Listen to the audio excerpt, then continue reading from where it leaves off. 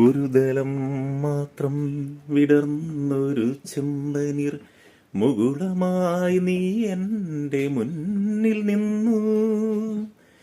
ഒരു ദലം മാത്രം വിടർന്നൊരു ചെമ്പനീർ മുകുളമായി നീ എൻ്റെ മുന്നിൽ നിന്നു.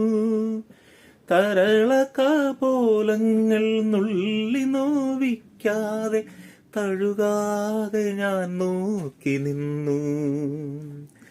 തരളകാപോലങ്ങൾ നുള്ളി നോവിക്കാതെ തഴുകാതെ ഞാൻ നോക്കി നിന്നു.